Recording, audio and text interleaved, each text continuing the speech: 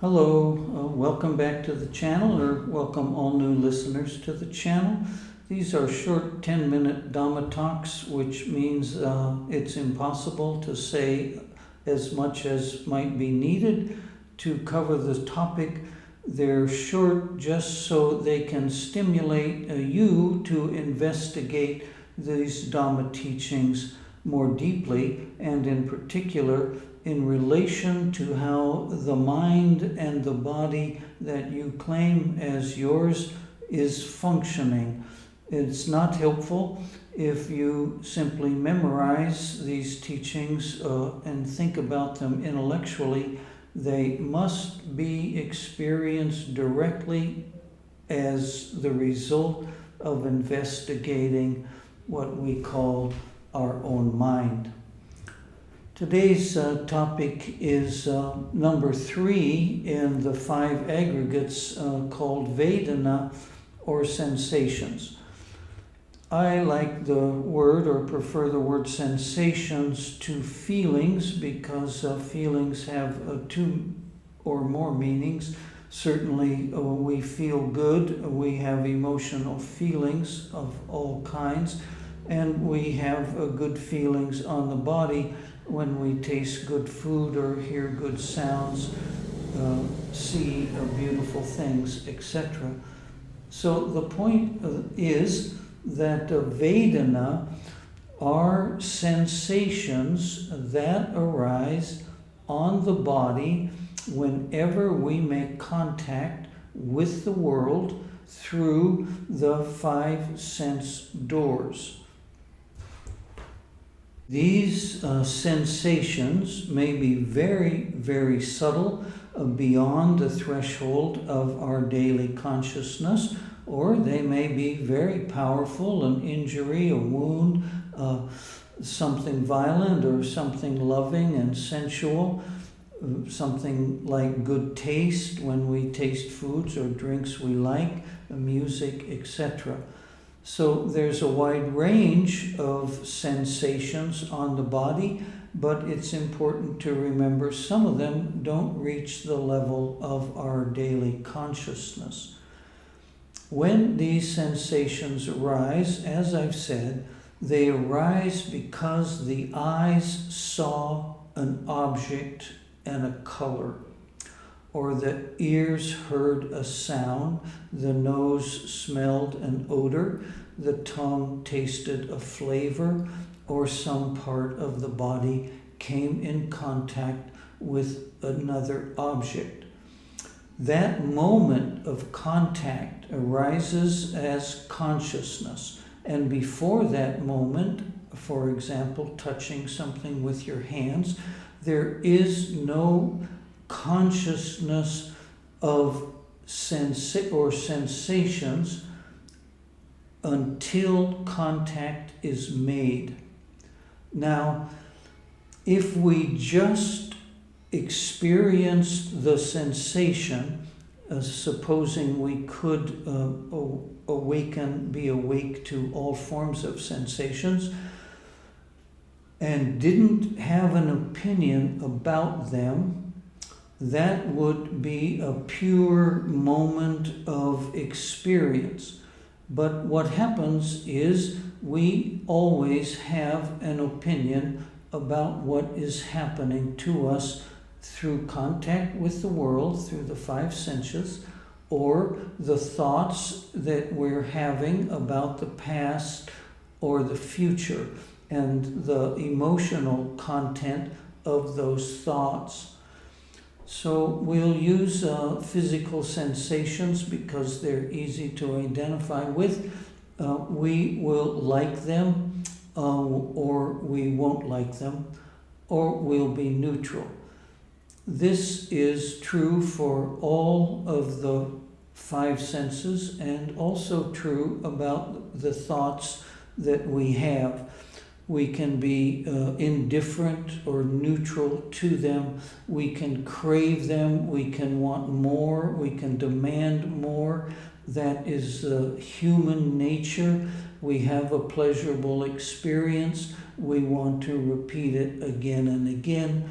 We find that with repetition, it doesn't reach sometimes the level or place that we want it to reach, so we have to intensify our experiences, always looking for more and more, typically for more pleasurable sensations.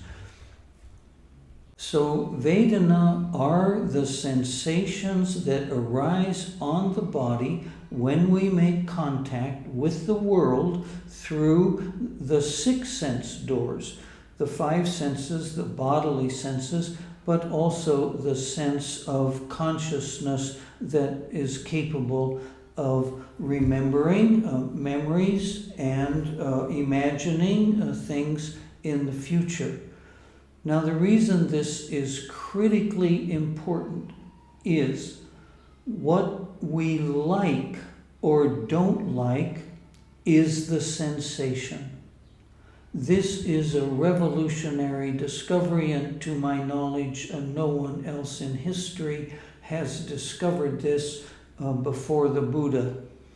He discovered that, let's say we're eating some good food, drinking some good liquid, and we say, oh, I just love it, this is so delicious. What we think we like is the taste of the food. But in fact, what we like are the sensations it produces on the body. Now, if you think about this even briefly, you will recognize that it's not things in the world that make us happy. It is not things in the world that we are actually craving.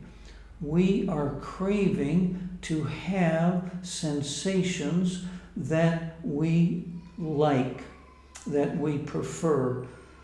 And that means that when the sensation is unpleasant, when we don't like it or hate it, that we blame that experience or that person or that place, that taste, that government, that police person, that our partner, our children, our co-workers, or boss, the job we have. We tend to blame those things for making us miserable.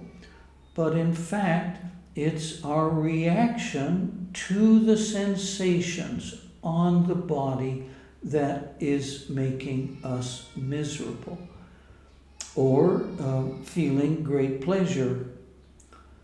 That means we can change the world by the way we react to the sensations on the body.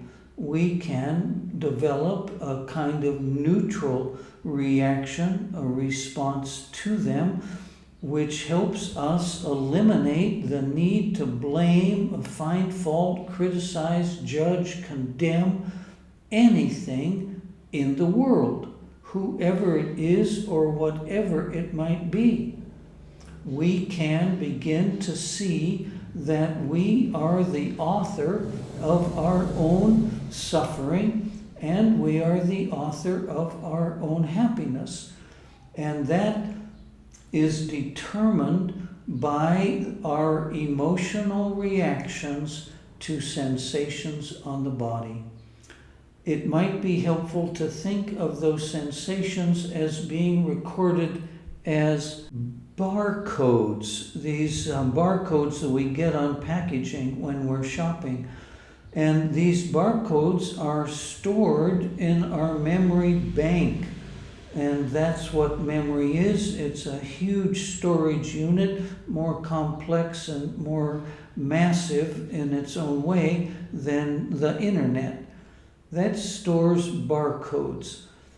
We must learn to recognize that we are creating our own world moment by moment, and that world's the foundation we have for creating that world is our reaction to various sensations that may be very subtle or very powerful, but it's our reaction that creates our suffering or our sense of pleasure.